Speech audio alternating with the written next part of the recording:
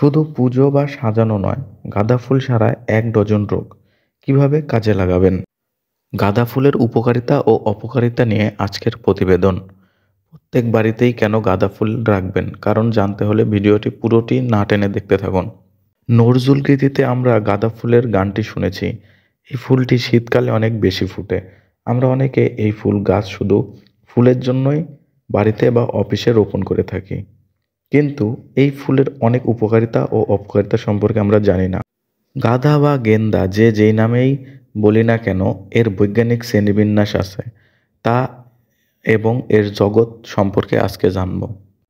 গাঁদা ফুলের শ্রেণীবিন্যাস: জগৎ প্লান্টি, বিভাগ বিভাগ অ্যাঞ্জিওস্পার্ম, শ্রেণী ইউডিকটস, বর্গ অ্যাস্টারালেস, পরিবার অ্যাস্টারেসেস, গোত্র টেজেটিয়া, গণ টেজেটিজ।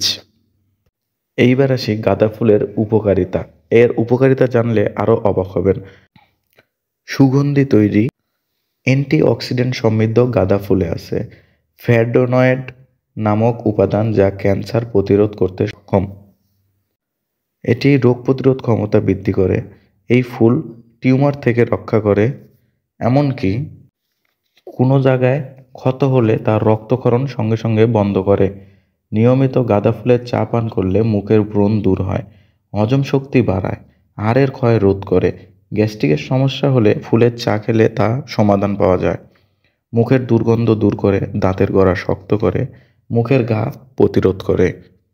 এমনও অগণিত রোগের মহা ঔষধ গাঁদা ফুল ও এই গাছের পাতা।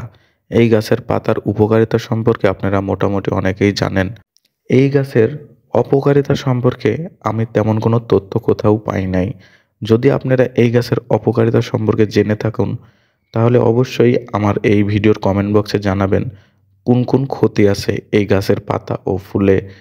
আর যদি আমার এই ভিডিওটি আপনাদের বিন্দুমাত্র উপকার হয়ে থাকে, সাবস্ক্রাইব, লাইক, কমেন্ট, শেয়ার করে সবার মাঝে ছড়িয়ে দিন ভিডিও।